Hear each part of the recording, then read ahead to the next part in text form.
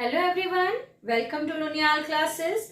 Students, हमारा history का chapter 1 the rise of nationalism चल रहा है, जिसके लास्ट वीडियो में हमने बात की थी यूनिफिकेशन ऑफ जर्मनी की। अगर आपने इसका लास्ट वीडियो नहीं देखा है तो डिस्क्रिप्शन बॉक्स में आपको इसका लिंक मिल जाएगा। आज के इस वीडियो में हम बात करेंगे यूनिफिकेशन ऑफ इटली। तो चलिए स्टार्ट करते हैं आज का टॉपिक।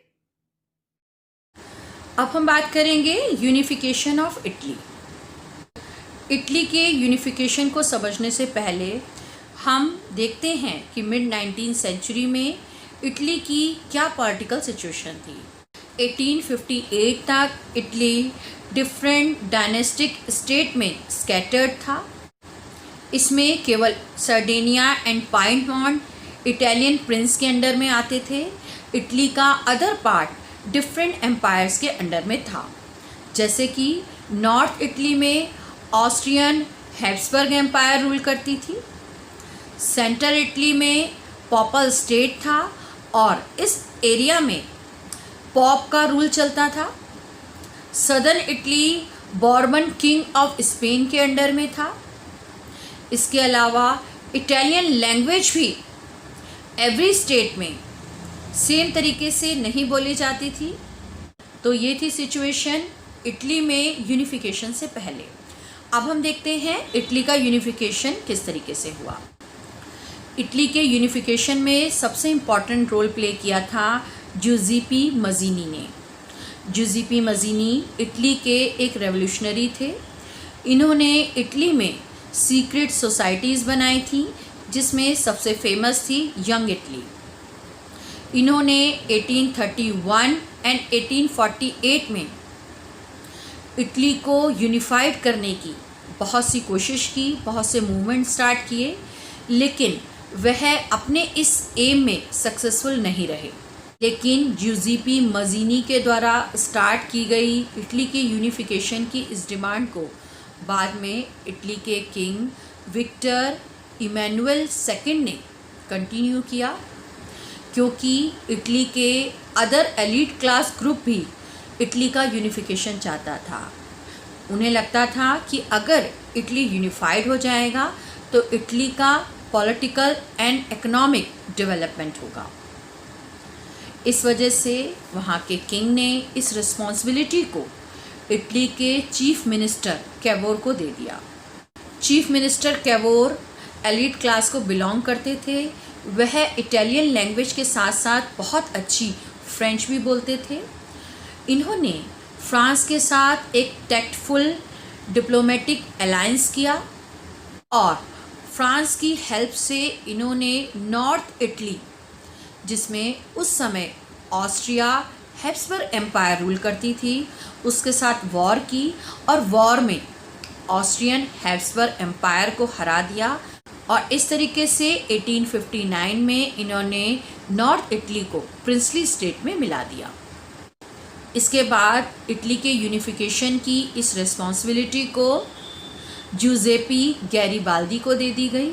इन्होंने 1860 में आर्मी एंड वॉलंटियर की हेल्प से सदर्न इटली, जिसे टू सिसिलीज भी कहते थे, वह उस समय स्पेनिश रूलर बॉर्बन किंग के हाथ में थी, इस पर अटैक कर दिया और इसे जीतने के बाद सदर्न इटली को भी प्रिंसली स्टेट के अंडर में ले आए। इस तरीके से 1861 में इटली को यूनिफाइड करके विक्टर इमैनुअल II को इटली का किंग डिक्लेयर कर दिया। लेकिन अभी भी पूरी तरीके से इटली का यूनिफिकेशन नहीं हुआ था, क्योंकि सेंट्रल इटली, जिसे पॉपल स्टेट कहते थे, वह इटली के प्रिंसली स्टेट के अंडर में नहीं आया था। इस ऑब्स्टेकल को दूर करने के लिए भी 1867 में गैरिबाल्दी ने अपनी वॉलंटियर्स की एक आर्मी को पॉपल स्टेट में भेजा। लेकिन पॉपल स्टेट को उस समय फ्रेंच आर्मी का सपोर्ट था और उन्होंने गैरिबाल्दी की इस कोशिश को नाकाम कर दिया और गैरिबाल्दी के वॉलंटियर्स उस समय हार गए। 1867 में गैरिबाल्दी अपने इस एफर्ट में सक्सेसफुल नहीं रहे। इसके बाद 1870 में गैरिबाल्दी ने एक बार फिर से कोशिश की, क्योंकि उस समय फ्रांस और प्रूशिया के बीच में वॉर स्टार्ट हो गई थी। अब फ्रांस ने अपनी आर्मी पॉपल स्टेट से वापस बुला ली थी। अब पॉपल स्टेट को प्रोटेक्ट करने वाला कोई भी नहीं था। इस वजह से जब 1870 में गारिबाल्दी ने फिर से पॉपल स्टेट को प्रिंसली स्टेट में मिलाने की कोशिश की, तो अब पॉपल स्टेट बिना किसी वॉर के अपने आप ही इटली में मर्ज हो गया। तो इस तरीके से इटली का यूनिफिकेशन हुआ।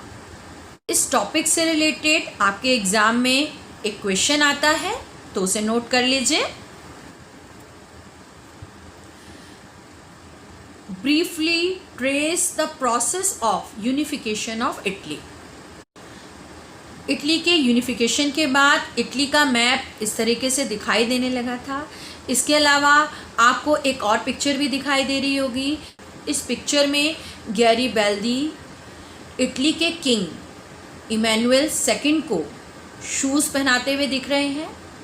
यह शूज़ इटली को सिंबलाइज कर रहे हैं और इस कैरिकेचर के थ्रू यह दिखाने की कोशिश की जा रही है कि गैरिबाल्दी ने इटली को यूनिफाइड करके इमैनुअल II को उसका ऑनर बना दिया, उसका किंग बना दिया। मुझे उम्मीद है आपको आज का टॉपिक समझ में आया होगा। इस टॉपिक से रिलेटेड अगर आपके कोई डाउट्स हैं तो मुझे कमेंट बॉक्स में ज़रूर लिखकर बताइएगा। बने रहिए मेरे साथ मेरे नेक्स्ट वीडियो में, जिसमें हम बात करेंगे the strange case of Britain. Thank you so much.